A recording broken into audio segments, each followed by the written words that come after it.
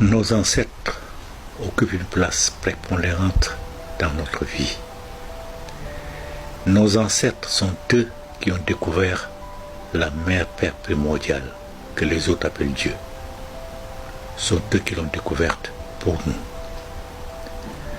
Ce sont nos ancêtres qui ont noué des relations privilégiées avec les génies tutélaires pour nous accompagner jusqu'à l'extinction totale de notre lignée, ce qui n'aura jamais lieu d'ailleurs, parce que la vie est éternelle.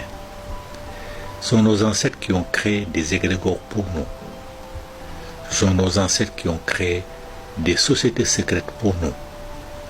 Ce sont nos ancêtres qui ont créé les objets sacrés qui animent ces sociétés secrètes que les autres appellent vulgairement fétiches.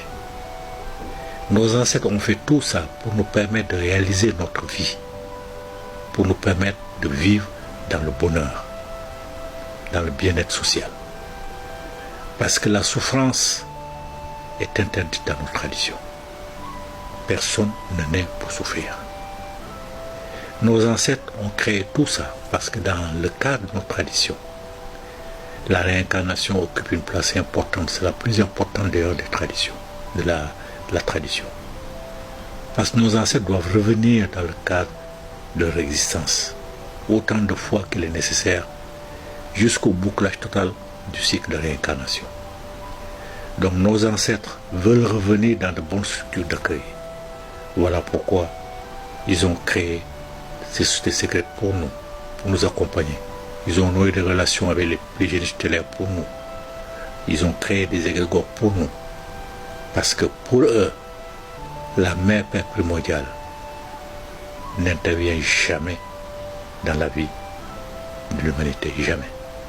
Parce que la mère Père primordiale n'est que énergie. Elle a mis une parcelle d'elle-même dans tout ce qui existe et qui est naturel. Elle a mis donc sa parcelle d'énergie dans le règne humain, dans le règne minéral, dans le règne végétal et dans le règne animal. Si on prend l'exemple du règne humain, elle a mis sa parcelle dans deux individus. Pourquoi va-t-elle privilégier une parcelle au détriment d'une autre? Si elle le faisait, elle serait injuste. Voilà pourquoi chez nous, dans notre tradition, on ne s'adresse jamais à la mère Père primordiale pour lui demander une faveur quelconque. Ce sont nos ancêtres qui règlent ces problèmes. Nos génies tutélaires qui règlent ces problèmes. Nos égrégores qui règlent ces problèmes. Nos objets sacrés dans nos sociétés secrètes qui règlent ces problèmes. On laisse la mère Père primordiale en dehors de tout ça. Elle n'est responsable d'aucune souffrance et non responsable d'aucune joie.